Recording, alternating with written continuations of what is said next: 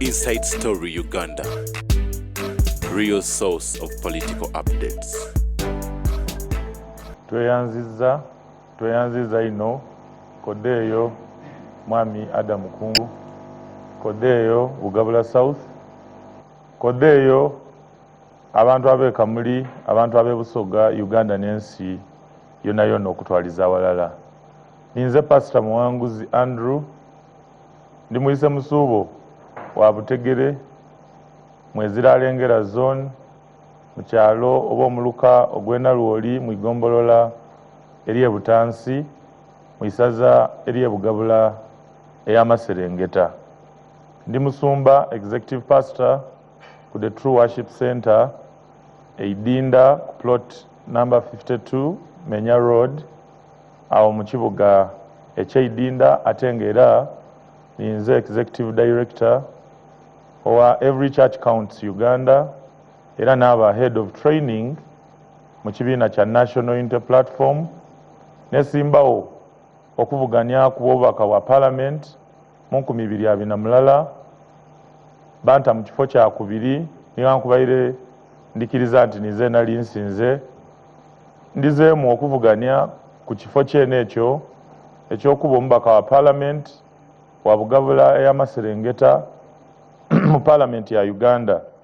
Ensonga lwaki ndikiriza nti ninze omuntu omutuufu lwakubanga nze mu buweereza bwange mu bulamu bwange bwona ndikiriza nti omuntu bw'aba mu Katonda aba n'enkizo ey'okulumirwa abantu mu bizibu byaibwe, ategeera ebizibu by'abantu era yaba n'omwoyo ogwiramu n'okunoonya ebyokwiramu eri ebizibu eby'abantu. Nasoma natandikira Butegere Primary School, najja Kamuli Parents Maria's Care Primary School, najja Busesa Mixed Primary School yenakolera ekyomusanvu, najja ku St James Secondary School, nali ku Scala okuva ku senior 1 mpaka senior 6, ate lwakubanga nali nsoma bulungi aye nga nali nva mu maka ag'entola watono, najja ku Uganda Baptist Seminary nafuna degree yange esooka mu Theological Studies, bampa omukisa ogw'okujja mu America mu Southeastern Baptist Seminary University era nakonola degree yange ey'okubiri mu Theology. Awo ndowookeza nti nteekeibwa obulamu buno, nteekeibwa abantu bange, nteekeibwa obuweereza mu kanisa okusobola okuweereza abantu bange nga bwe nsobola oweereza mu kanisa, nga bwe nsobola oweereza mu kibiina kyange kya National Unity Platform wansi w'omukulembeze wange President Robert Sentamu Kyagulanyi. Mbikiriza nti ninze ekyokwiramu eri ebizibu abagabula bye babaire banyo baana nabyo eibanga lyona kubanga ndi mu Katonda. Bayibuli ekoba mu ngero 29 olunanto olwokubiri nti ekyalo bwe kiba n'abakulembeze abali mu Katonda, ekyalo ekyo kisagaluka, kiba kisagambu, kikulankulana, aye ekyalo bwe kiba n'abakulembeze nga bazira mu Katonda, ekyalo ekyo kirira ino. Ndi mu Katonda, ndi muweereza wa Katonda, ndi muweereza wa abantu, kyova ninze ntukaana okuba member wa Parliament mu mwaka 2026 paka 2030. Tweyanziza Pastor Muwanguzi Sebo na FDC. Amaina Nairobozi Chirimani Kabanda Ronald nga ndi ku FDC card. Abatuwuliriza nendako banti Mukama yebazibwe. Assalamu alaikum. Nendako banti one Uganda, one people. Olwaleero twidye gye muli nze Chirimani okuboneka nti ndeeta okwandula gye muli abana Bugabula South. Ensonga lwaki ndidye olwaleero okuboneka nti ekyalo kyaife kitereera. Nze Chirimani Kabanda Ronald ndi mwise Mugaya nayo nkaga abayise Mwase ate nga zeena ndi wa Butansi mu muluka gwe Bugeya ate nga ndi ku zone ya Bukaya. Olwaleero we twidire ku nsonga ya Bugabula South n'okuteesa ku nsonga edigemagana ku iwanga lyaife erya Uganda. Bugabula South ndowooza we ndi kwogerera erina abantu nga 16,000 egyetaagisa okuboneka nti twetaaga ogipulaningira n'okuboneka nti ekisande ekiri kwida mu myaka 5 tuva kuwe tuva tusobola okweyongerayo. ekyalo kyaife ebikiruma bingi ate nga olwaleero we tuli kwogerera abavubuka bazira mirimu olwaleero we tuli kwogerera tulina ensonga obwavu bufuusa obwavu ate nga mwidi bulungi nti Busoga tuli oti twerabirwa kati olwaleero we tutyamire mu kifo kino twidye ng'ekyokwiramu kubanga ebintu bibiri ebiri kusumbuwa iwanga lino ensonga y'obukulembeze n'ensonga y'endowooza kyetwandyese mindset change ebyo ebintu ebibiri singa tuba tubigemaganya ekyalo kyaife kidda kusobola okutereera okusoma nasomaku nina degree mu development studies n'aba ne degree ey'okubiri mu buweereza ndiddi nti ekyalo kino twidda kusobola okukitwala mu maiso okuba tuli kwetaaga omuntu aidya ebyenkulankulana so twidda kuboneka nga tusobola okusengula tujje mu maiso so abatuwulirisa n'endamutyama entende tujja kuteesa ku lw'eiwanga lyaife ekyalo kyaife kijje mu maiso. Thank you so much.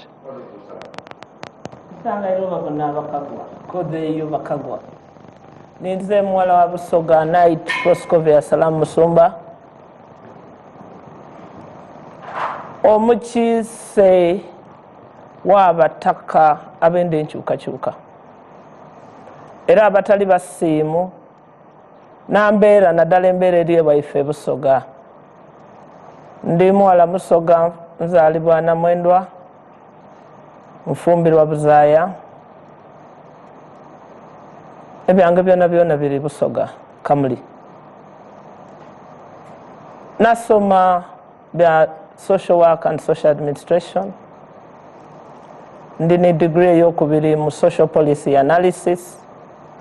Degree yange esooka nagitoola Makerere University, ey'okubiri Nottingham University era ndi muwagizi wa Nottingham Forest.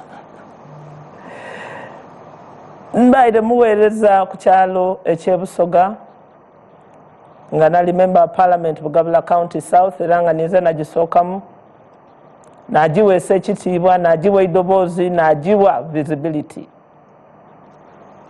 Naba chairman wa district ye Kamuli era district ye Kamuli nagiwa visibility nagiwa voice nagiwa stature nagiwa okubanga emanibwa era erowoozebwaku era etegekebwa mu kutegeka kwa Uganda. Ndi speaker wa People's Front for Freedom era ndi founder member wa People's Forum for Democratic Change. Nenda bakobera nti obukulembeze n'ensonga y'ensinga kwenda mu bulamu bwange lwakubanga obukulembeze obukozesa okukyusa obulamu bw'abantu ba Uganda any day anytime. I'm a social policy expert. Okay. Era nekakasa nga mubesimbyewo I'm the best choice for the people of Gabula County South. Thank you. Thank you, Honorable. Yes, sir. Briefly, amanyago gwani lwaki olowooza gwasaanidde okubeera ng'okiikira abantu ba Bugabula South? Kale neyanziza ino omuteesiteesi wa program amaina nairoboozi banange abali toona ninze Gwaivu Robert nga Gwaivu ne Musaada Musoga nga zeena nsibuka Butansi era nga Butansi awo nva mu parish gye beeta Butansi zone gye beeta Buluuke zone. Gwaivu ndi Musaada zeena asomyeku ng'era empapula digeramu. Natandikira waifu eyo Kamuli Kiroba Primary School navaawo neyongerayo ku Jinja Senior Secondary School. Navaawo neyongerayo najja ku Kampala International University nafuna diguri yange esooka mu bya embeera n'abantu nkani social work and social administration neyongeramu era nafuna ne diguri ey'okubiri mu project planning and management era nga kyakomaawo nayongeraku ebitabo ku itendekero lya Uganda Management Institute nakola postgraduate diploma monitoring and evaluation era nga ndi consultant mu bya evaluation. Tikomye awo ndikolera PhD and very soon ndakubanga graduating with a PhD in public management. Ndi musanhufu okuba wano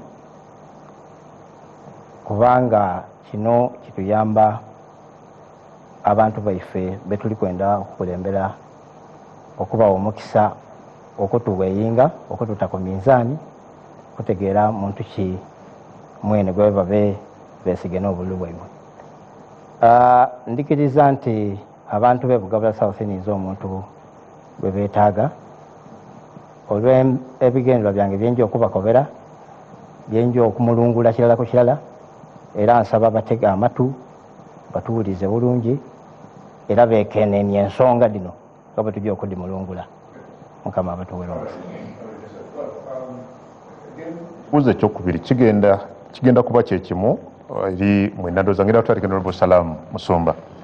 Yes, Honorable Salam, gwe mubaka wa Parliament eyasooka okukulembera oba okukiikirira Bugabula County South mu Parliament ya Uganda bisanja bibiri ate era nojja n'obeera ssentebe wa district y'e Kamuli. Mbeera Nantebe. Okuba oyagala nnyo okuyita chairman. Mu Luzungu, yes. Naye mu Lusoga mba Nantebe. Good. Yes. Bw'otunulira Bugabula South, Yes.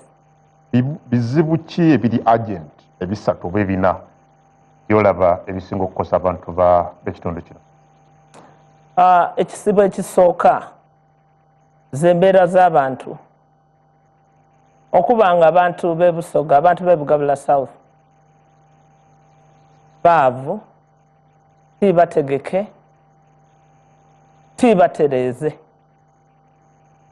bazira isuubi mu bukulembeze bwe bali nabo, bazira na kwenumiriza bwe bali nabo bene, nti kibaleeteire lose self confidence. Abantu b'e Bugabula South beetya ino batya n'obukulembeze, the majority of them. Ekyo kiba kiyise self drive y'omuntu, dignity y'omuntu, self actualization y'omuntu, nti omuntu tiyeematira, omuntu tiyeetegeera. Kintu kinene ino nti kiyise drive, self drive y'abantu abatukuza, abantu abatufuula who we are. Very proud people they were, but they've been beaten down by poverty and by social neglect. So okubayizaamu amaani, okubayiza ndasi, okubategeka n'okuba yunga ku mukutu ogw'enkulaakulana ogw'ensi yoona tigwa Uganda just ayensi yoona, to bring them into the class of self-driven souls that they were once. Ekindi is education. If we were made by education, nti twasoma, we were able to break through. Ayeyo ye twasomera tekasobola kuvaayo bandi basalamu lwakubanga obuweereza mu education sector bufu. Education is a game changer. Era kyendi kusinga okunuyirira kubanga era mu kusoma kwange natandikira mu kyalo, natandikira mu Kidichi Primary School, n'oluzungu lw'endogera is made in Kidichi. Aye Kidichi, like all other Kidichis in the constituency, alikwetagwa okuterera. Ekindi, health. Bw'otasoma tofa, aye bw'otayidanda bofa. Nakulira ndi mwana wa musawo, nakulira Namwendwa Health Center. Babange yali akulira eddwaliro ly'e Namwendwa Health Center. Mama wange is a nurse, yena yakolera mu Namwendwa Health Center. So the majority of my life nkulire mu health sector. Era nga nsobola okukobera obuweereza obw'obwidanda bwe bwali as we were growing up nibwe buli buti. Nti tulikwetaaga okuteerawo abantu obwidandabi obutuukaana omulembe guno 2026 edition. Good. So ebyo ebisatu bwe tunaabigemaku we will be able to bwe naabigemaku we will be able to trigger self-drive and hope and development at personal level first, family level, then community level. But Honorable, nga bw'oyogedde oba otwogedde mu kutandika wali mukulembeze mu kifo kyekimu ky'oyagala okuddamu kati era n'okulemberako ne district. Era kyova owulira buli lwe boogera ku nze nti mu palamenti ey'omukaaga era yeeyo gye nnuyirira okuzzaamu mu palamenti ey'ekumi-na-bbiri. That will be 60 bw'oba tewasobola bikyusa then nabisobola. Because singa wabikyusa singa tetubyogerako kati. Honorable, it is 20 years since I was member of parliament. 2 decades of eroded capacity. Nti byonna ekijinji kye twali tuleseewo kyaggwaawo. So I know where we were, I know where we are going, I know where we missed the steps, and I know where to pick from. Thank you. Pastor Muwanguzi, kibuuzo kye kimu, ebizibu ebisatu by'olaba byoga nti bannabugabula kino na kino kye kisinga okubeera nga kibakosa mu kaseera kano. Weebale ino Bugabula South yagubba. Yagubba. Kubba sungu tusobola okyeta stunted growth. Mwana bw'agubba aba nga tali kweyongeraku. Nsonga lwaki yagubba yava ku leadership gap eri wagati, waliwo gap wagati w'abakulembeze n'abantu be bakulembera. Bakulembeze sebo Mwami Kungu Bugabula South okwawukana ku constituencies edindi mu Kamuli district. Bugabula South ebayire ekyusa abakulembeze. Twalina nga bakaali twawula Mwami Majimbi, twabani abali wano Buluwa, sebo Otidi obo bayire wamuwuliraku. Yes, aye yatukiikirira. Twabani mukaire waife Naiti, twabani former minister Mwami Asuman Kiyingi, twabani incumbent MP ali ku Mwami Kateka Soga, Mwami Kibalya Morris. So ekizibu kyaife tikibaire kukyusaamu because tubaire tukyusaamu. Aye nga ife abakyusaamu titukyukaku. Bale betutaireyo bakyukaku. Aye ife ababataireyo titukyukaku. Obulamu bw'abalunzi tebukyuka. Obulamu bw'abalunzi tebukyuka. Ayo no gwe tuwaire akyukaku. So ekizibu ekisooka. Ekyo n'ekizibu ekisooka ebugabula y'Amaserengeta. Ekizibu kyaife tikyabutakyusa, aye kyakutaaya abakulembeze abatayiguta. Abakulembeze nga buli basigala nga benda aye nga tibafiireeyo ku balebe bali kutoolaku. Wayagana omukulembeze nga yekulankulainya akyuseeku anirira aye nga bano bakulembera bakozimbye. Abantu b'e Bugabula balya bubi Mwami Kungu. Twenda mu bukulembeze wootegerera obulamu bw'abantu nti bali kunumirwa obukulembeze obuliku. Obukulembeze buno bubayire n'impact ku basics, ku bintu ebitandikirwako.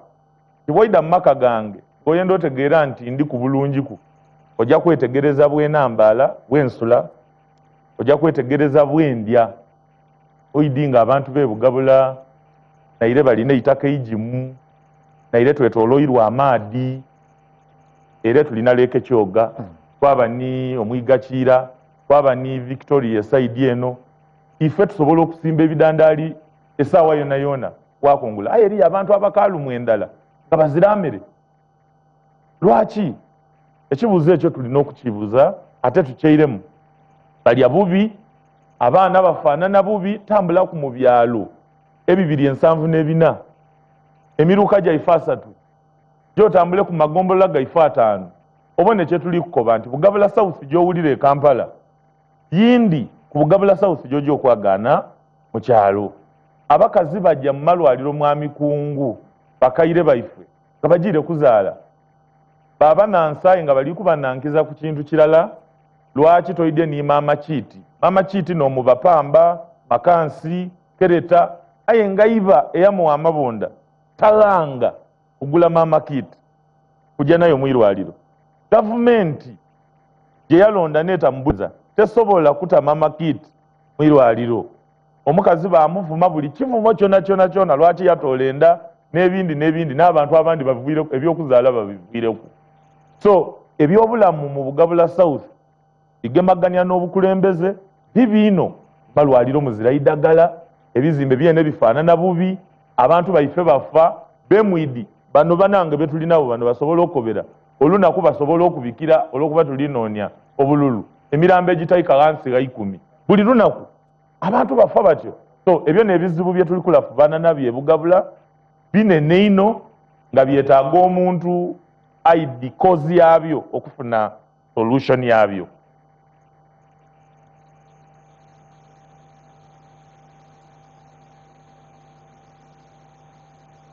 South mpanvuku nenda kusookaako banti eyinza ogemagana n'ebizibu ebiri mu Busoga. Busoga tuli around 4.4 million people. Aye woolingirira nti ekiketezo ekyo kirekeibwe inuma.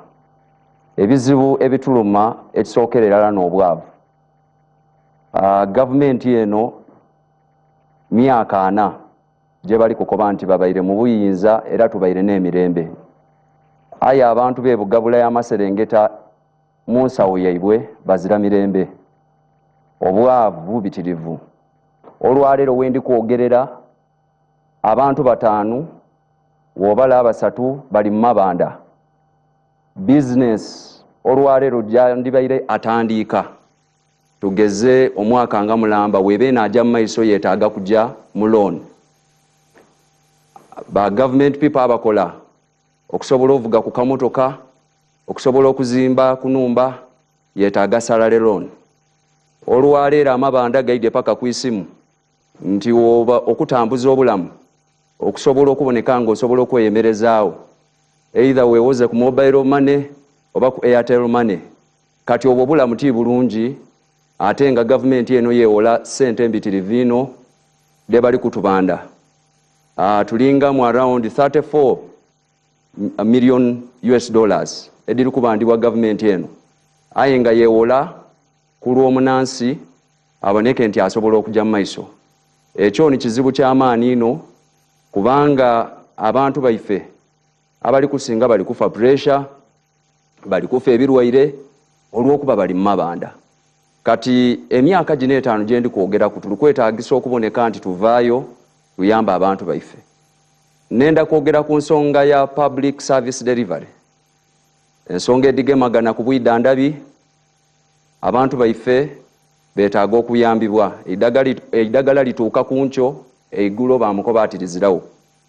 Ekyo ekintu ng'ate bakoba nti obwidandabi bwa bwereere. Tuli kwetaaga MP asobola okuboneka nti asobola okulondoola ebintu oti n'ebyo. Ensonga egemagana ku kusoma abaana baife olwaleero mu Busoga primary batandiika bangi. Wajja okubona nti batandiise aye ate abasinga badema kujja mu secondary school. Mu secondary school weeyagaana nti abandi kabiri bona tibasobole kujja mu university. Wotuuka mu university bakoba ati sponsorship diriwo. Aye nga sponsorship de bali kwogera ku olwaleero aba balina sente kabiri n'abali kufuna sponsorship sort nedo. Kati abaana baife abasinga babanga tibali kusobola kusoma. Kati obuzibu twetaaga obutaaku eisira tuboneke nga tujja mu maiso. Thank you. Mwami Gwai. Yes. Bw'ossaako galubindizo kiki olaba mu Bugabula? Bugabula South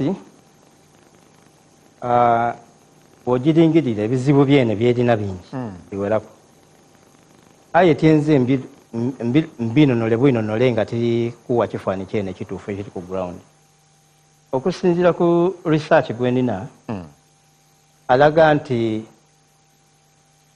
amayumba oba amaka 78 ku buli 100 abantu b'e Bugabula South mu bintu by'obulamu balafuuba n'okutuuka ku malwaliro ag'okufunamu obwidandabi. 78 bali wala. Era research gwenina akulaga nti Bugabula South neyo constituency nga buli gombola liri mu health center 3 ndaleti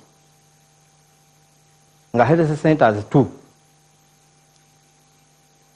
dafa kirikola ng'ate buno bu health center 3 abantu baife we bajjayo watuuka eyo atuuka bwayaganayo omusawo bamukoba ati muzeeyi ddagala mu idwaliro nga bamaze okumwekizamininga oluusi yatuuka atikayo omusawo akali kutuuka omulwaire yalinda omusawo ate omusawo n'asooka abalwaire okuvaawo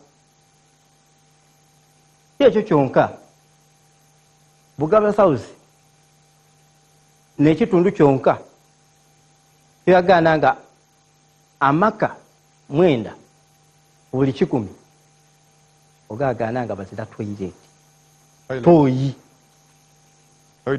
aye nga n'ekitundu ekibere n'abafuzi abakulembeze boobona nga bandi baire balina we bakoze eki we batuusizaako ekitundu kyaife Bugabula South n'ekitundu kyonka kyagaana nga abantu 7 amaka 75 ku buli 100 gakozesa tadooba tadooba odidi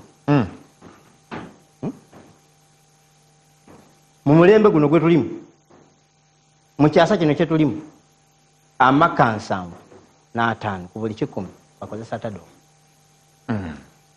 Bugabula South n'ekitundu ni constituency gyoyagana nga abawala abali wakati w'emyaka 10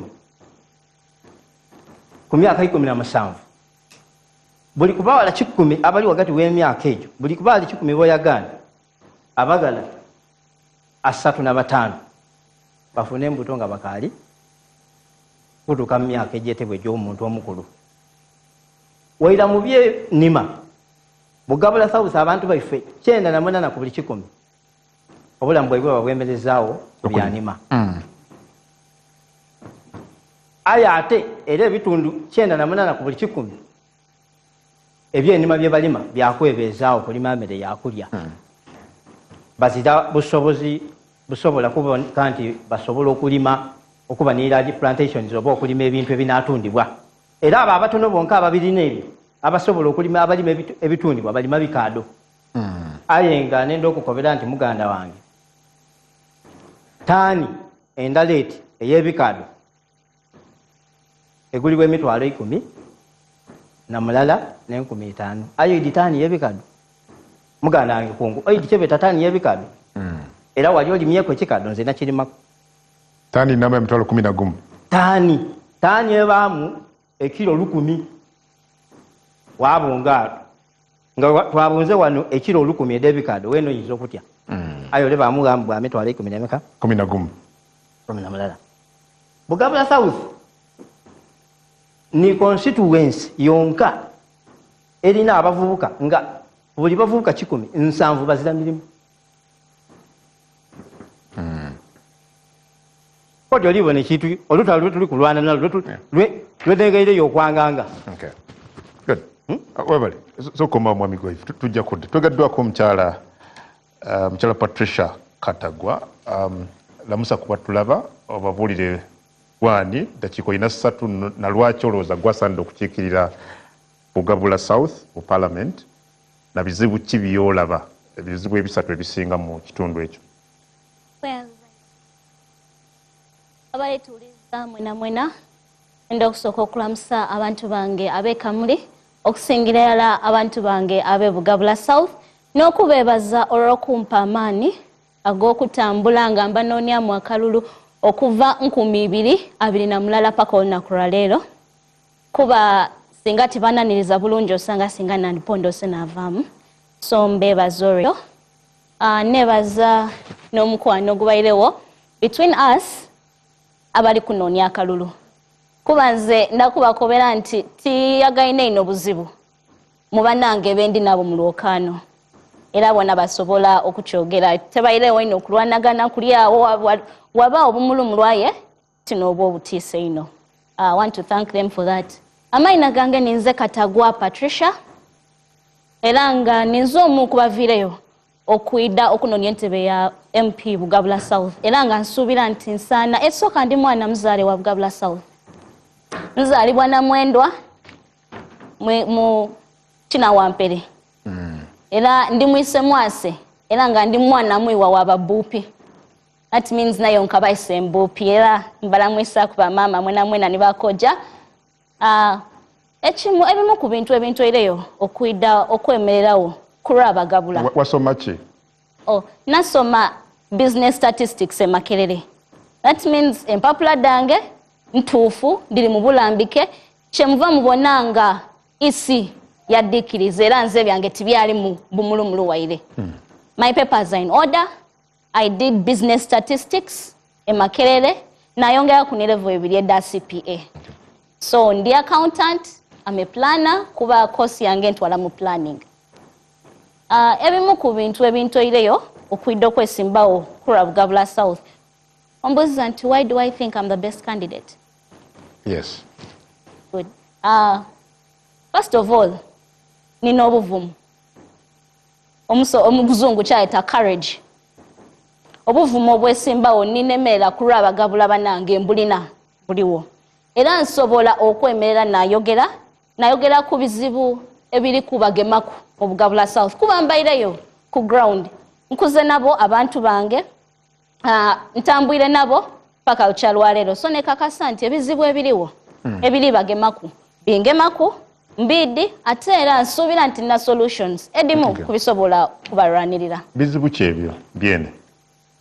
Engeri endi omwana omuwala nze ekizibu kuba mu maiso n'ebizibu ebigema ku baana abawala. Abaana abawala balina bo benda okusoma. Aye olw'ebizibu ebibaawo, for example, waliwo b'otambula nabo yakoba nti nze natuuka nga nzira pad. Sobola kujja ku isomero mu mbeera eyo.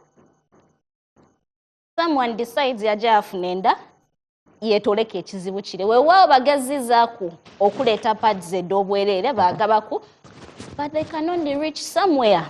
Ntono kuba biri kugemebwako abantu batono.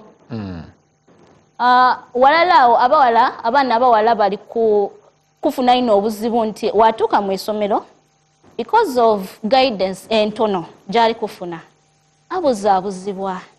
Okay. Ayeddukira ali mu buzaabuza bw'amala okumuwenda yo alijja kwira mu background. Okay. Omwana omuwala ye asigale ku front line, asigale n'enda ye n'alijja okusitula enda eno emyezi omwenda essomero lijaba nga likomye. Aye ate nga bano abantu balina potential, a lot of it. Patricia, mu seconds 10 njagala just list challenges kizolaba mu Bugabula South. Another challenge is agriculture. Just list. Agriculture. What's wrong with agriculture? Our people are mainly subsistence farmers. Nti kyalima aliaku yatunda ekisigaire. Aye ate idukira akatale kali kulemesanga abantu bano. Wagula ensigo eyaduma ku ssente buwanana, aye ate wagitunda ku busente butini. Ntuse nga muganda wange Gwaiva ali kwogera ku kyebikaado. Ebikaado, if I'm not mistaken, bitwala ebbanga eriwera okukula. Aye obusente bw'oli kufunamu on top of nicho oli kutaamu. Idukiro olina otaku abantu abali bikuuma, olina okutaaku fertilizers, edo costs dona. And in the end oli kufunamu kitono. Thank you. Well, Honorable Salam, bwemba wakudda tugende ku solutions. Mwenna mwagala kuba vaka pa parliament. Yes. Munokoddiyo ebimu ku bizibu ebiri mu kitundu kino. Now, I want us to go on the how. How do you intend to solve these problems nga omubaka wa parliament singa oba olondeddwa okukiikirira abantu abo yogedde ku bizibu ebiwerako omuli obwavu, ebyenjigiriza, ebiteyagaza, ebyobulamu, ebitali birungi. So bw'oba olondeddwa njagala okuwulira ekiri mu nteekateeka yo ku bizibu bino. Njagala kuweereza by example nga kyenjogera ojje wange n'okirabako era ng'okebera mu fayili yange mu rekodi yange n'okiraba nga si kipya mu buweereza bwange. Saakisomye mu statistical books, saakiwulidde ku radio, naye nkibeeramu era ate nga sitandise kunoonya solution kati. Naye nga mbadde solution giver mu bulamu bwange bwonna. Education. obuweereza mu kulongoosa ensoma y'abaana olina gitandikira ku family level kuva waka. Awaka walina okutereezebwa era ye entry point eya interventions zonna. Awaka omusoga ow'ebugabula South yeetaaga okuyambibwa okutegeka amaka bupya ku mulembe omupya naye nga gwatambula naye mukwano gwe amukkiririzaamu era amumatira. Ndi omu ku bantu abo abantu ba bulijjo gwe bawuliriramu eddembe era nga n'essimu yange eri open to them. Saawa yonna bantuukirira era saawa yonna baddira. So amaka tunaagakola tutya?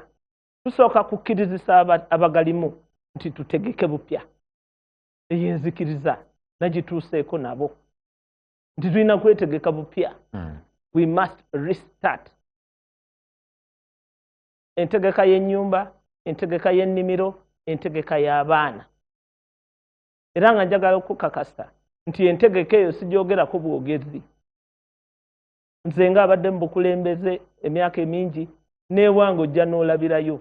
Kubanga bali njagala kukubuuza nti bwe wabeera omukulembeze mu bifo ebyenjawulo ebyo waliwo ebintu ebirabibwako nti nze bwe nali ssentebe wa disitulikiti oba nantebe wa disitulikiti nakola kino na kino na kino ng'oggyeko okuteesa mu paalamenti ey'omukaaga kubanga gwe bateesa obulungi birala ki byewakola nti kino na kino kyekyo n'osongerako bannabugabula.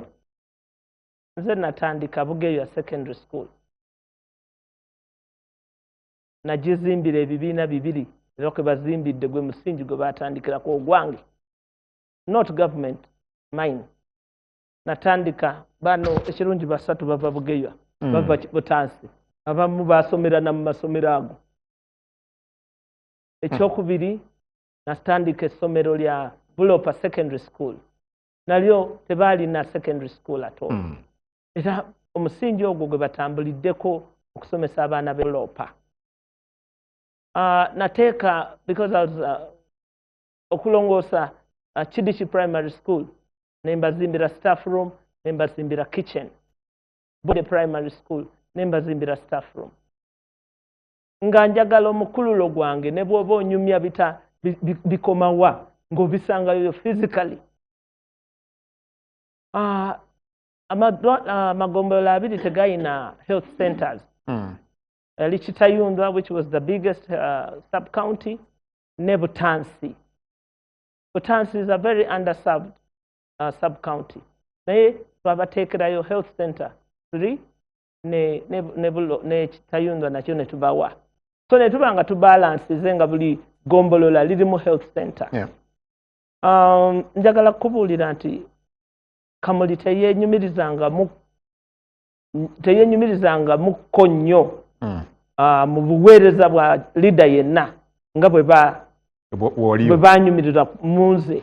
Kuba ne statistically baabalanga on record I was the best performing person in the district leadership. Naye ekyo tekijja buzi. It is hard work. It is foresight. Bumalirivu bw'amaanyi. Nze nakola ku district eyo nga sirina motoka ya government. Motoka ya government yajja nfuluma. Naye nga nkeera ku masomero g'abaana just to make sure that education was happening. Nze natuulanga every new year okukyusa ba headmasters. Era munange nga headmaster bw'oba tosomeseza abaana record ye ya primary living exam nga teriiwo. Nze nga nkukyusa. Sitya byokya. Kubanga ekisinza okutta Abannayuganda kutya to take action when you must take action. I am not a coward. Thank you. Pastor. Kyekiri mu nteekateeka mu kuwa eddagala ku bizibu bino bannabugabula bakutunuulidde ebyobulamu ebyenjigiriza obwavu amakubo kyekiri mu nteeka. What are your solutions ku bizibu bino? Webale ino so kalulu kano kiri mulekwa sponsored n'ekibiina kye beeta National Unity Platform era akabonero kange Umbrella. Ekibiina kya National Unity Platform tulina presidential candidate bamweta Robert Sentamu Kyagulanyi era alina agenda eri Uganda, eri Busoga, eri Kamuli, eri Bugabula South. Bwe banaaba banonze ndija abamubaka wa parliament mu government ya National Unity Platform.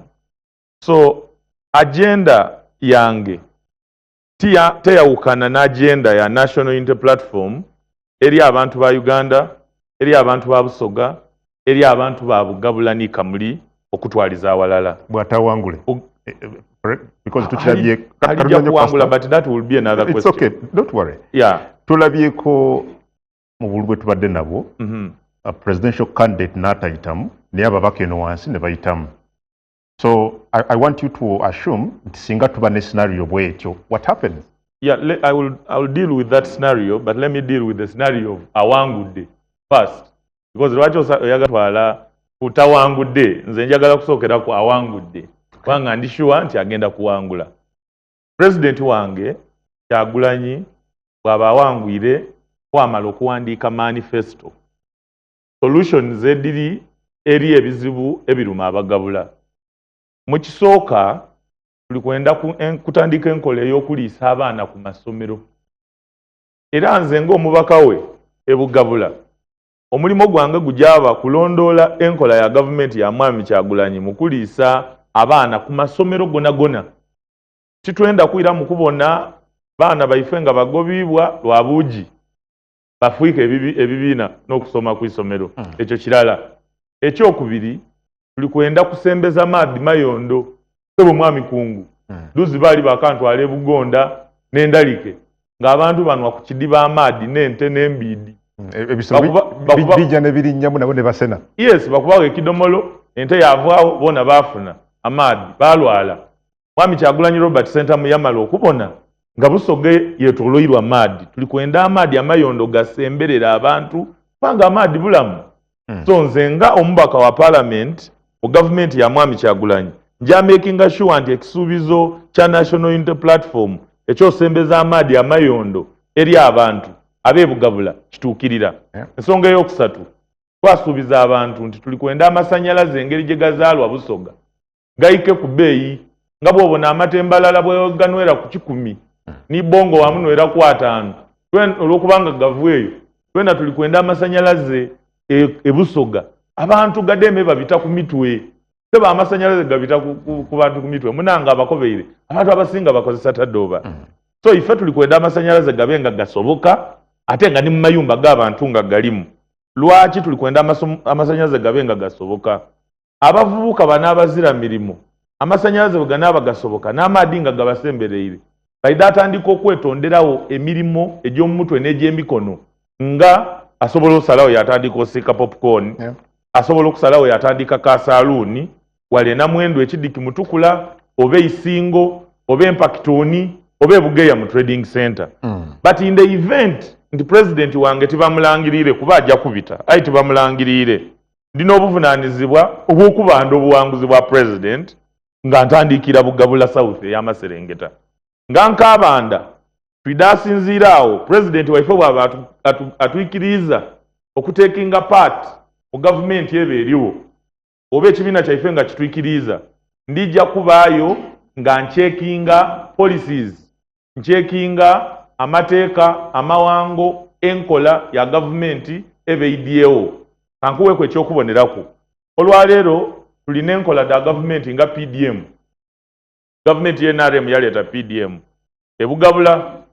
IPDM eyo egasa bagayiga abafuna kuwedde entandikwa abafunedde emyoga n'abali kufuna ne da PDM n'abakaders ba NRM. Butinze nga ninze omubaka wa parliament owe Bugabula njalondola program da government okubona nti program dino tidigasa bakulembeze kweyigusa aya abantu ba wansi badifunamu engudo baidako bere na mwendwa ebutansi ekitayundwa ebulopa biboli. So nze nga member wa parliament ndakubuuza abantu bano nti mwasabye kabiri loan World Bank sente dino lwaki timumenaku digase era dizimbe ngira ediri kubita mu bugabula y'amaserengeta direeta eddagala mu malwaliro ag'ebugabula y'amaserengeta. Webalidde muganda wange Pastor Andrew Muwanguzi akulira training mu kibiina kya National Unity Platform era yakikwaddamu ku bibuuzo bingi abalonzi bye beebuuza mu kitundu ekyo naye nga twagala kujjukiza bujjukiza nti musigale nga muli ba mirembe tusigale ffenna ng'eggwanga nga bannayuganda ng'abalonzi tukume eddembe nti Uganda tuyina emu okulembeze bajja ne bagenda ne Uganda esigalawo olwekyo mu byonna bye tukola ddala mu kaseera kano tusigale nga tuli bakkakkamu tusigale nga tuli ba mirembe ku lw'obulungi bw'eggwanga lyaffe. Ekibuuzo kye tulese mu ddiiro kibadde kya byakuddamu solutions oba eddagala ku bizibu ebiri mu kitundu ekya Bugabula South nga bwe babinnyonnyodde. Tuwulidde Honorable Salam Musumba, tuwulidde muganda wange Pastor Andrew Muwanguzi, singa tudde wa mukyala Patricia. Yes, onokudde ku bizibu singa olondibwa ng'omubaka wa Parliament ow'ekitundu kino ogenda kukola ki ng'omubaka okubiwa eddagala?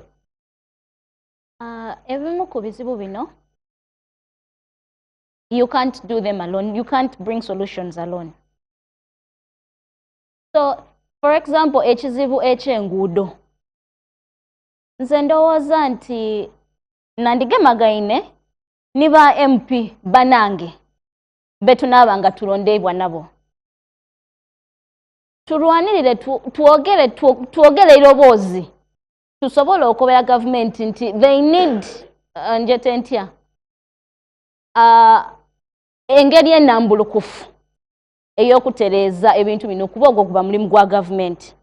Abantu balekerenga okubanda ba MP enguudo. Aye ate ekyo tosobola kyogera wenka, olina okukyogera niba ino bwe muli mu sisitimu eyo. Ekizibu ekyokubiri n'ekizibu eky'amasomero. Amasomero mangi bazira, the most important thing, a library. Amasomero mangi bazira infrastructure nga desks. They do not have enough food okuliisa abantu bano. Twebaza gavumenti nti yaleeta UPE. UPE eno yoona balemereirwe okutereeza ebizibu ebiriwo ku UPE eyo. Omwana talijja ajja asome ng'endala emuluma. Waliwo ekintu ekibaye kinumyanga obwongo. Government egaba free condoms. Why don't you give free pads to schools? Mudirete muditeewaawo. Why don't you bring free meals? Because they can. Abantu bano batandika okulingirira abakulembeze ate ng'omukulembeze omulala gw'oliitika ebizibu ebyo. Yenna talijja akikola kuba ali mulala. I have a salary for one, and what I can do is give my voice. The other alternative is kugemagana na NGOs ediyambako okuleeta that relief, because nze ntambwire kunaddo kuba nina ebintu bingi byenkolereko amasomero. But not as a person. Patricia, njagala okwasaganye by'ogenda okukolera ebizibu bino n'emirimu egimanyiddwa mu ssemateeka egy'omubaka wa Parliament. Emirimu egimanyiddwa mu ssemateeka. Njagala ompe solution ng'okikwasaganya n'emirimu gy'omubaka. One, omulimu ogw'omubaka is to talk, kubaga mateeka. So if I am going to bring laws ngende njogere ku mateeka, that means there is going to be that okulwawo okwo okuleeta ebintu ebyo to the people. But we do not have to wait. If I can lobby and I bring those services to my people, kubanga kati ababaddeyo boogedde. I have tried, by the way. One example is electrification. I have tried so hard with evidence from the local leaders, because half of Naibowa parish telina masanyalaze. I went to all those abantu abo bonna abeetaagisa. I went to them. We wrote letters. They are there. I talked to all authorities who are supposed to help bring rural electrification there. There has been nothing done. But I have moved with people. I have moved with people from Cheya, kubanga nabo babaterayo polls, and the polls are even falling. So we moved, we went, we spoke, we shouted. Thank you. Masanyalaze. Nkoyanza mchala Patricia. Mwami Kabanda. Yes. For example, omutindo gw'ebyobulamu ogweraliikiriza mu Bugabula singa onaba olondeddwa ng'omubaka wa Parliament njagala okuwulira specific actions z'ogenda okukola okulaba ng'otumbula ebyobulamu ng'omubaka wa Parliament. Abaana Bugabula omuli kutuwuliriza n'eiwanga lyona ensonga de tuli kwogera ku nedituluma. Olwaleero we tuli kwogera ku service delivery era omubaka wa Parliament yandibaire abanaki nze Kirimani Kabanda Ronald olwaleero tukoba nti Namwendo Health Center yafuuka Health Center 4 aye ng'ate ezira na bisaanizo aye bagituuma butuume baakoba ati 4 aye nga maternity wards wazira eidagala tirimala ebintu oti n'ebyo. Nze ng'omubaka wa Parliament nga mu nsindiike kuba saa dino ndinga imwe endawulo eri nti nze ndikuyidira ku ballot enaku d'omwezi nga 15 kasita munaaba muntairemu obwesige tuli kwenda kujja kugema ku bwidandabi ate nga mwidi bulungi nti kasita nja mu Parliament tuteesa ku budgets allocation sente dino okuboneka nga disobola okutuuka tukobe nti oke sente dino dijje mu bwidandabi tuli kusindikayo sente imeka ate nga tina ekyo kyonka we must lobby even kulia mikwano gyaife ebitongole ebisobola okuyida okutugemeraku abakyala abasenga bali kufiira mu isanya yajja mu idwaliro aye nga ali kufiirayo kubanga wazira musaayi ali kufiirayo kubanga wazira bitanda bino byendi kwenda otakwesira health center gye bali kweta 4 ebenga efuulibwa olwaleero ndi kwenda kwogera ku nsonga y'okulima kubanga okulima olwaleero tuba tuli kwogera ku Bugabula y'Amaserengeta ni kwonka okutuwaira emirimu aye ate gavumenti yaife etaamu sente ntono under FDC wansi wa Kirimani Kabanda Ronald nga nize MP waimwe tuli kwenda kugema 10% tudite mu kulima olwaleero we tuli kwogerera tukayogera ku mbago aye nga singa tubaire tunaalima okufuna esente tuli kwetaagisa ebyuma tuli kwetaagisa embago edisobola okuboneka nti tusobola okulima twasobola okufunamu tuli kwetaaga ebintu nga agriculture insurance omuntu waabanga alina ennimiro negema omuliro kikyekiira kukitegeeza nti oyizeeyo einuma aye we tuba ni agriculture insurance plan kitegeeza nti oba osobola okuwira mangu engulu singa bizinesi yebeeze einuma olwaleero muli kumpuliriza ensonga ey'okulima nkulu kubanga etuwa emirimu singa muba mumpaire omukisa ndi kwenda okuleeta ensonga eyindi gye beeta small medium enterprises tuli kwenda mu kulima kuno ebintu bye tulima nga tusobola okwongeraku omutindo aye nga tutandiisa obukolero obutono ekyo kitegeeza tulida kuba tutairewo emirimu eri abavubuka nga basobola okola nga basobola okweyemerezaawo nze kyenina okola n'ekiruwa n'okuboneka nti at least tulobinga at least omusolo gubenga gusobola otolebwa ku bintu oti n'ebyo nga tusobola okweyemerezaawo ekyalo kyaife okuba nga kijja mu maiso. Mwami Gwaivu oyogedde nnyo ku exploitation ekolebwa ku balimi b'ebikajjo n'abalimi mu Bugabula ne Busoga okutwaliza awamu ogenda kubayambako otya singa onaba olondeddwa ng'omubaka? Neyanziza ino ssebo Mwami Kungu. Mwami Kungu nenda osooka otegeere nti emirimu gy'omubaka wa Parliament egisinga obukulu giringa ndowooza 3 gye baasinga okutakwina amaiso. Ekisooka kiri okuteesa mu Parliament okuwaayo ebiteeso oba ebiduubo era ekyo kyenina okutandikirako nti ndakufuba ino okutuusa eiroboozi eri abantu be Bugabula South mu Parliament era ekyo kikola otya togera bukeere nti ojje mu Parliament oyogera olina okuba nga osobola okukola research ate nkobye nti ndi musaada mukozi wa research era nkobye nti ndi consultant n'ekindi ndowooza kyendakobire kiri nti ndi musaada lecturer mulamba ati research mutegeera era n'ensonga lwaki bwe ntandise ndowooza obwo ine engeri gyensengeikemu ebintu byange nga ndikuwa percentages doba etonsuubiramu oli kibona so ndakola research amala ku bizibu ebyo nje mbyanduluze bulungi ku fulo ya Parliament tuboneke nti ebikaado bino tutaaye ekiteeso nti at least omulimi agulibwemu ku bbeeyi ezitowa aleke kuseerebwa ino. Ekintu ekindi ningirira appropriation ng'obuvunaanyizibwa obungi obw'omubaka wa parliament nti ndakufuba nnyo okuboneka nti budget nga tuligikolagale nwana nnyo okuboneka nti sectors dino nga ey'ebyokulima ey'ebyobulamu eby'enguudo diweebwaku sente edigerako gavumenti ereke kuwanga ino sente nningi security kubanga security enungi yes aye ate security okubaawo ng'omuntu aziza kyakulya tikikola makulu security okubaawo ng'omuntu bw'ajja mu idwaliro tajja kwagaanayo omusawo tajja kwagaanayo eddagala tikikola ki makulu so nenze ino nti abaana b'Olugabula South bampa omukisa budget ku sectors dino ediri essential budget akasente kageramu ku kazitowa ekintu ekindi kyendi kusuubira okukola ni oversight nkukobye nti ndi M&E expert o consultant ndikwenda okuboneka nti ntaamu ina amaani okuboneka nti ntoolayo tools zidonadona eda monitoring and evaluation okuboneka nti inondoola esente da gavumenti bwedisansaanizibwa ku district awo ate nga ti ekyo kyonka kukobye nti muganange nze eno Bugabula South nagyetegekereira lwakuba nti abantu ndowooza abaye Bugabula bakali kukibona bulungi aye nga nagyeteekerateekera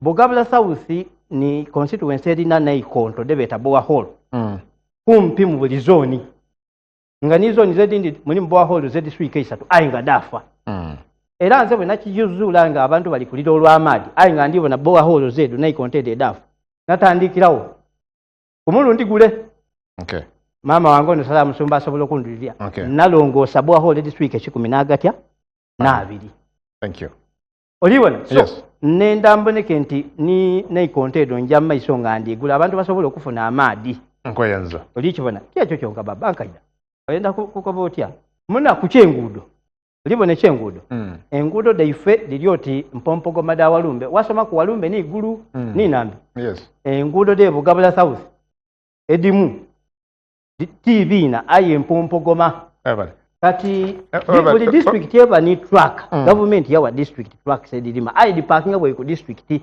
olisika abantu bajja badikosa abakola ku district baditwala dalima bwabye ibwe edo nsobola okuditaama amafuta bwembo omuba kati sobola kulemerwa kuta mafuta mu track edo njandi ko abali nyo mwami goiba nedda budde wafe bwaweddeko dda nega nkweyanziza webale nnyo well engeri gyemugenda okuba nti muteesa mu Lungereza mu Parliament ya Uganda njagala tukyukeku katono tugende ku eyo dakiika 2 okwanukula ekibuuzo njagala kutandika naye Honorable Salam Musumba.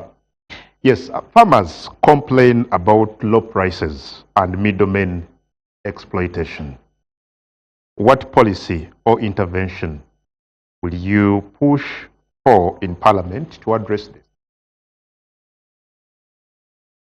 The process of the agricultural failure is not right. Agriculture is underperforming due to a complex network of problems. One, there's soil exhaustion. There's bad seed. There's water stress. There's poor enterprise selection. It's not just price. Price is the tail end of the entire failure of the supply chain and the production chain. So what will I do? One, we need to have food security. It's the first thing. There's no agriculture to talk about without food security. Families must have food security. And how do you do that? You start with the low-hanging fruit. You start with increasing productivity of just the basics. People are hungry. Hungry people don't think. Hungry people are impatient. Hungry people are restless. So you can't talk about agriculture, which is not there. Okay. You're talking about sugar cane. Sugar cane is a slave crop. It's a slave crop, and that slave crop is really turning out to be what it is. All right. So the agriculture that I'm anticipating and that I want to promote is the agriculture that I promote myself. Thank you.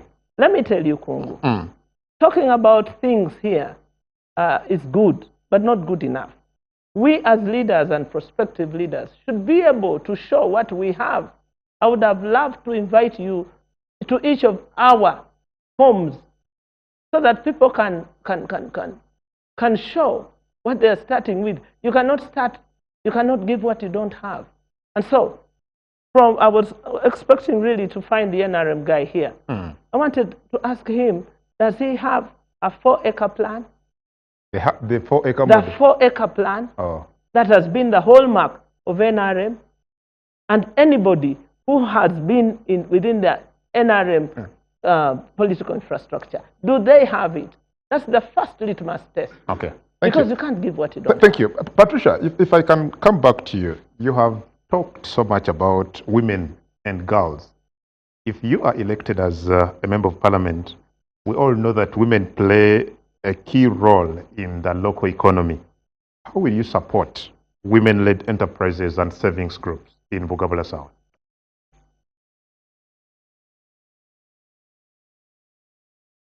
As she said, a good leader is supposed to lead by example.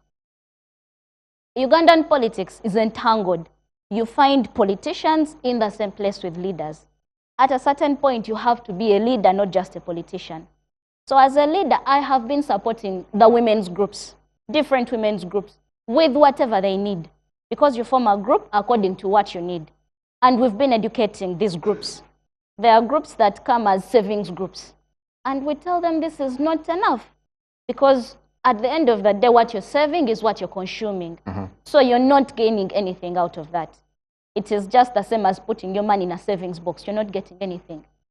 We teach them, if you can save and buy chicken as a group, if you can save and invest that money, if you can save and put that money in a bank so it can give you interest, as a group, if you can begin a few, maybe piggery, a few projects like piggery, as a group, if you can get a communal plot where you're going to grow crops for the whole group will participate. Okay.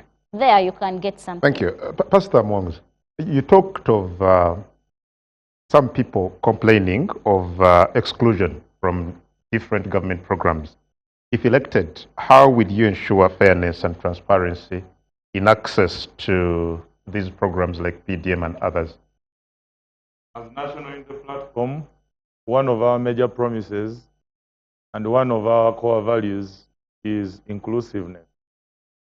That's one of the values that we teach our people. You can tell from the National Interplatform that we are inclusive, even by our leadership structure. We believe that this country belongs to all of us, and just because I support a different political party does not mean that I do not have to enjoy the rights and the privileges that the citizen of this country should. So we know that this country suffers not just economic injustice, there is also social injustice. I'll tell you that as a member of National Interplatform, I've suffered personally from social injustice. The other day we had a cultural function in Busoga where our king, Chabazinga, was bringing us a mother. And I'm telling you, the state captured our cultural institution, ordered them not to allow any members from National Interplatform. That I cannot verify. But I can. I can actually do that. Kungu, I can do that. No. But you asked me what I'm going to do, and I want to. I cannot verify. Okay. What I'm asking, what you will do, your intervention. So for us as National Interplatform, of course, I'm going to have a president of National Interplatform as the president of Uganda. We want to include everyone, regardless of your political party, regardless of your tribe, regardless of your social class or economic class. Thank you. We want you to share on the national cake equally. Thank you. We want equal justice. We want to be equal in the eye of the law, so that we do not have selective application of the law where a serving officer campaigns for a presidential candidate and nothing happens to them, but just the other officer campaigns for a National Interplatform presidential candidate. You fire them That will never be in a country. Mr. In Kabanda. the new Uganda, we will not allow that. Mr. Kabanda, yes, many voters think MPs only focus on themselves and handouts. What do you understand by the true role of an MP? Yeah, thank you so much. First of all, an MP is a leader and a representative of the electorates within that particular jurisdiction. Now, concerning the role, I want first of all to bring this before our viewers. We need to understand that a leader is not a master, but a leader is a servant. That means that you, the voter, you are actually removing part of your responsibility and you're giving it to this leader. Because this leader is going to be in the parliament to speak on your behalf. He's going to be in the parliament to pass laws that are pro-people, to see that at least you benefit out of them. So that is why I'm speaking to us, the electorates who are hearing, and those who are viewing. It is very important to understand whom the leader that you're sending to parliament, because it's going to be on your behalf. It's going to represent you. It's going to stand on behalf of you because you cannot access the parliament. So, number one, we need to understand that the MP will do an oversight role. We need to understand that he will do the budgetary role on your behalf to make sure that at least he's able to allocate the resources. But as saying, it is important to have the consultative and participatory approach. When you put me in the parliament of Uganda, I want to use the bottom-up approach to see that at least we identify the needs of the people within Bugabula South, and then to see how we can have the solutions. And some of the solutions are here. You need to pick that leader who is going to be able to represent, who is going to be able to stand in for you. Because you need to understand that even if you say that you're not going to vote, even if you say that you're not going to participate, towards the end, it will rotate back to that leader. Yeah, but how will you ensure, for example, regular accountability to those voters?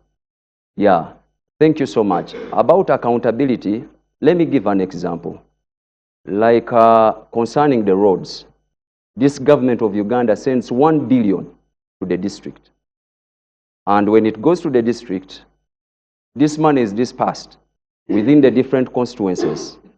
And now it is very important to have good governance.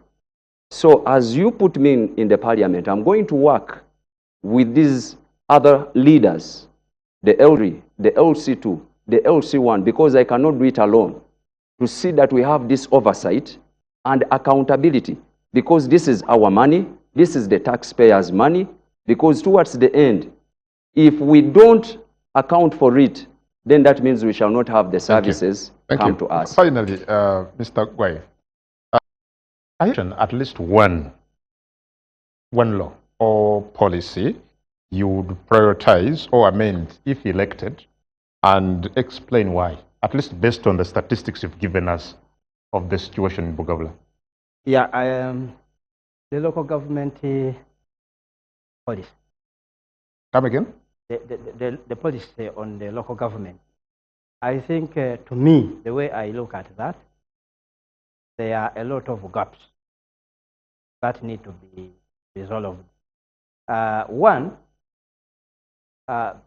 when you look at the local government structure, there are a lot of steps that are occupied by individuals. That wouldn't be there. A lot of government resources are spent on those positions, and yet some of the positions would be merged and one person would manage them. Like, for example, if you look at the district level, you look at the mayor, there is an LC5, there are councillors, you see, there are MPs, really, and all of them are consuming government resources, which resources would be allocated to improve the living conditions of the common people at the grassroots, you see? Because now, honestly, we have the village councillors, we have the parish councillors, we have the we have the sub-county councillor, you see? Okay. All those for what? Why don't we have at least one layer? Okay. And we ensure that this money, this other money is at least allocated or given to the sectors that can help to improve the life or the lives of our people. Thank you. Now, when you look at the mayor and the LC5, why can't we find a way of merging these two positions? The mayor and the LC5. LC5 is doing almost the same work. That's why there is a lot of role confliction. Okay? You find this one is doing what the other one would do. You find the other one is doing what this one would do. Thank you, sir. Kale, atulaba ku NBS TV. Atuchagena maso. Egolo kutesa na fokusa hashtag NBS debate. Hashtag NBS debate ku social media platforms. Over nokozesa UG Votes 2026. Hashtag UG Votes 2026. Temwera vida nokozesa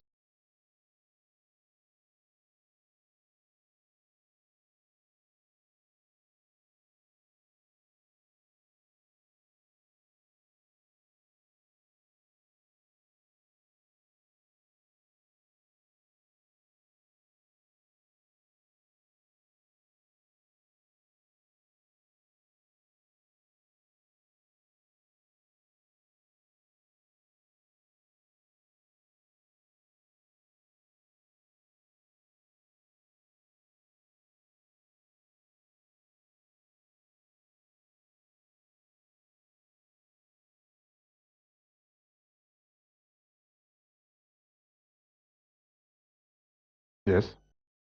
Eyanziza ino NBS TV owamu ni bacandidates baifwe nize MC Jime oba Waiswa James okuva Inawango Tagaya Zone mu Kitayondwa Bugabula constituency Bugabula South. Ekibuzo kyange ekisooka kiri kujja y'aba candidates mwena era nga kikoba nti abasinga bungi abayidde wano ba candidates betuli nabo ba bibiina byandawulo ate nga mulimu n'aba independent. So ekibuzo kyange kiri kubuuza nti singa bakobambwe ekibi kigwanagala endala egwana buko President Yoweri Kaguta Museveni yabitamu era yabanga nalijja okufuga muli bayikiriza okukolagana naye oba okolagana ni gavumenti eyo eya President Yoweri Museveni oba be. Okay, abalenyi mala naye otutte dakika zange nyingi ingini Kaluuya agenda wali amanya gano nga njagala musembere kumpi wano tulina obudde butono nnyo mwenna mugende wana bataano ingini Kaluuya Isabire Ivan Mwesigwa Grace Luwekula Cyprian wali genda wali ingini linnya lyo na kibuuzo.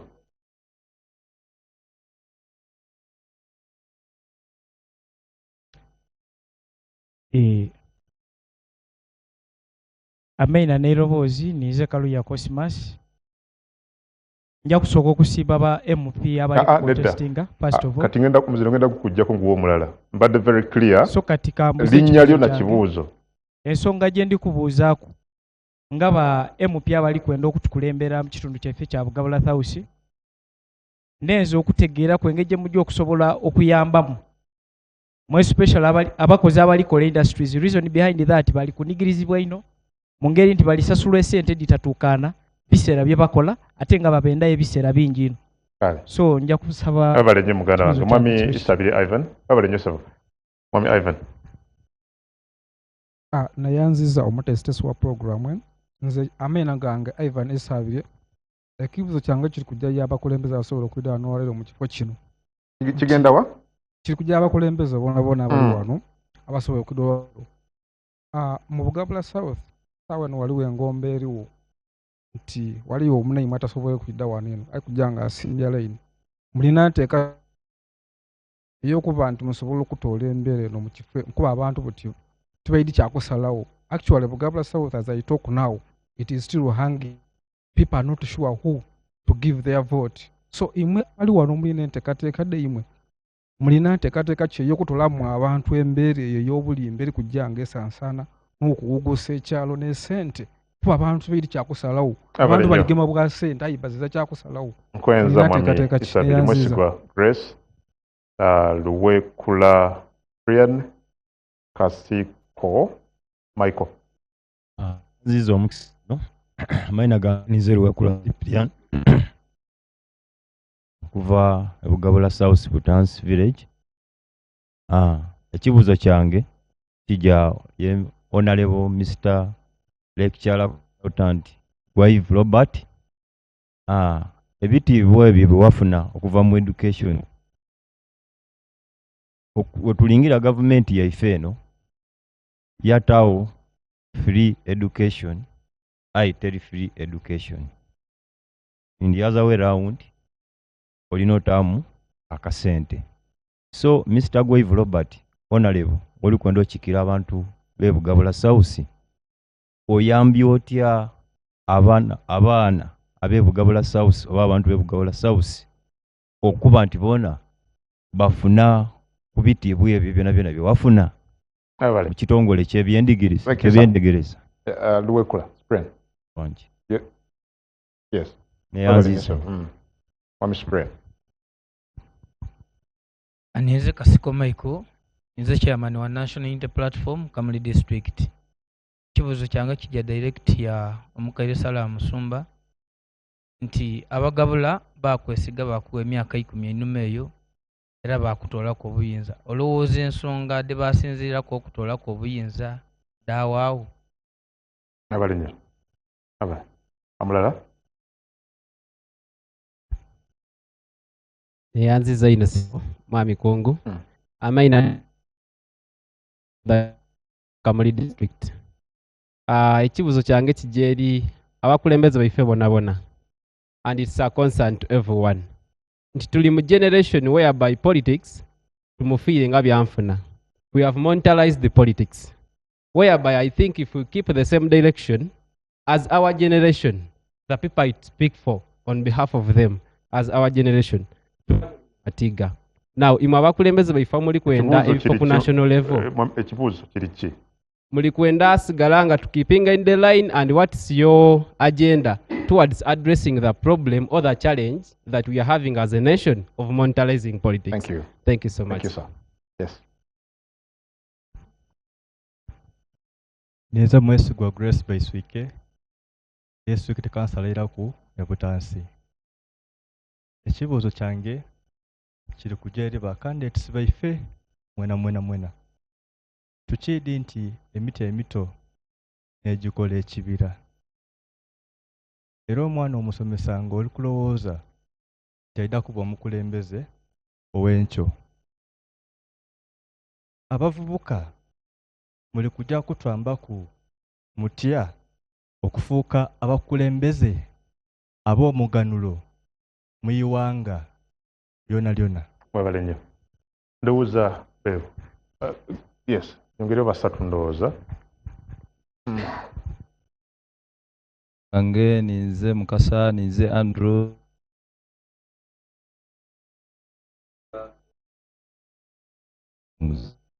Honorable Pastor Mwanguzi Musonga da Mwami Gwaive akobye nti serve y'amalwaliro mu Bugabula South 10 n'obuzibu tuuka eri eddwaliro nti muteekateeka gy'olinayo Mwami Gwaive gyawe ku bantu abo dandabi. Abale nnyo. Erinnya lyo? Amanya gange nizibale Idi okuva ekibuuzo kyange kirijjayo Omukaire Salah Musumba. Omukaire Salah Musumba watukulemberaku mu kisanda kya bwachairman LC5 waidanga MP. Lwaki ku skills oba obukudi obwalina okulembera no making Kamuli district okugirankinga? Lwaki twekiza n'otyama n'otraininga ku bano abaana abato babano abeidye bakunaku nge example kubawe twano mukaire buchika na atwamba okubanga atugaidinga kubanga guidinga bano babalenyo adira sembayo ziza nzo mulongo tenywapo nga mpa bulyango wa zone bulyango ward na mwendo town council ngera ndi musomesa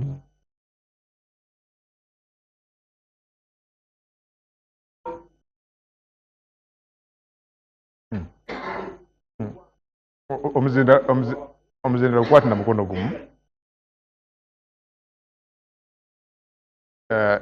omulongo omuzinda lukwate bulungi na mukono gumu kwatire wano bwoti ojja kuba tukuwulira osembezebwa aha yogera tuwulira mulongo tenywapo buuza ekibuuzo ndikubuuza Patricia mu bano ba president abaliwo iwe ogwa side ki kuba mpano obuzibu tukubwagana nti niwo naba mulala tosobola ekola nga eitale tolaze luwiki lwogwako. Okay. Abalenyo sebo sembayo. Amaina Nairovoz ndi mpango Godflow kuva Evulopa. Ekibuzo kyange kiri kujja eri ba candidates baife bona nti mulina nteekateeka ki mu Bugabula South eri kujja okwamba abavubuka walala n'abakuzeemu mu byenkulankulana ng'otwaire ku enteekateeka ya gavumenti. Kale nkweyanza nnyo abalenyo bugaranga tulaba ku NBS TV bwetyo bwe tubadde n'abakulu bano katono nnyo katujja ensembi zino tujje baagala obubaka babiri nga baanukula. NBS debate ekoma otovawo.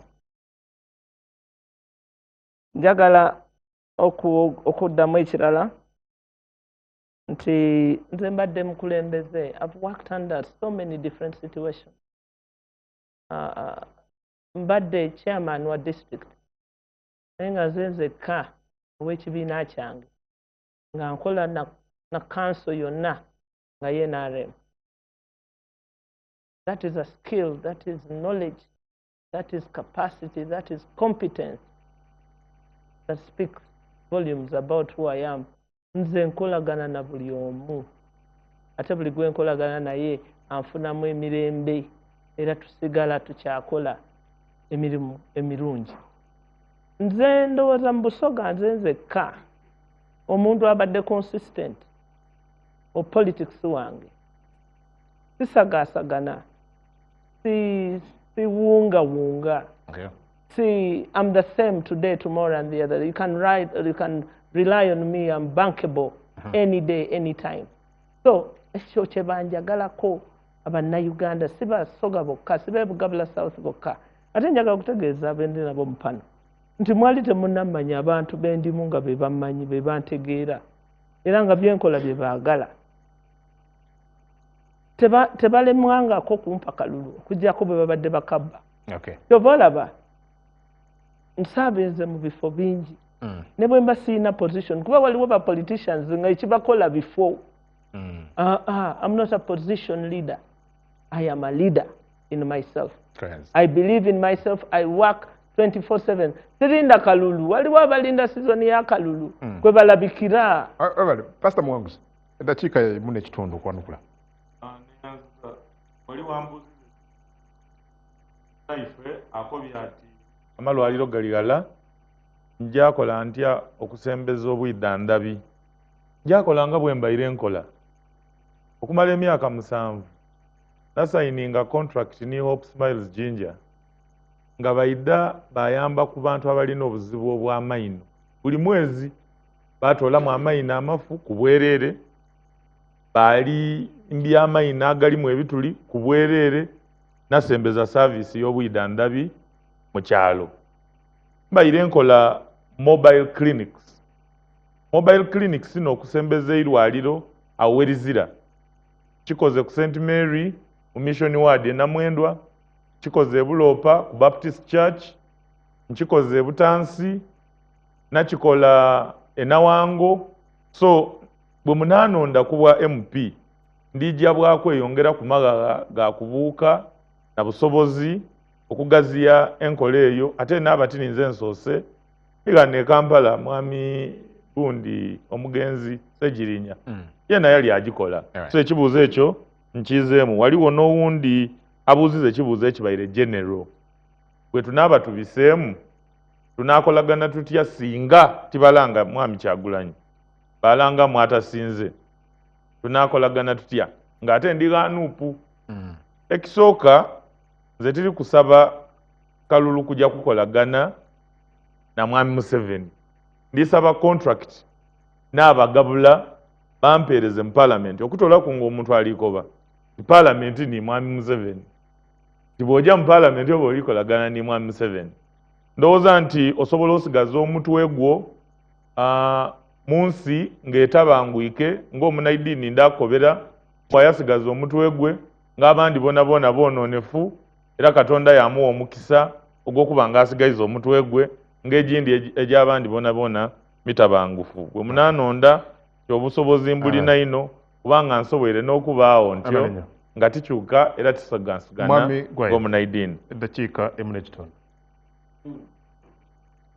kantandikire ku kya mwami Sepiriani akabye nti nze nga Katonda bwe yampa omula nasoma nafuna degrees ediweraku koze ntya kuboneka nti ngemeraku abaana abakaali abafunda mu by'okusoma ebugabula South okuboneka nti boona batuuka ku level gye ndiku mu bitabo ekisookera irala guno omulimu nenda okutegeeza mwami Sepiriani nti nagutandika kuira ndi omu ku bantu abatono abagezizaako okunoonyeza ku baana scholarship naddala eda university ndina abaana abawerera ku irala ndowooza ni muno mwe tuli mwami Sepiriani Ngobi ninze namufunira scholarship lyali kusomera ku wuuyo asobola okwemera yabakobera evidence eri wano obukakafu era nenda kwongera okweyama nti abantu b'e Bugabira South bwemwongera wemuneeyongera okuzuula ebirungi ebindimu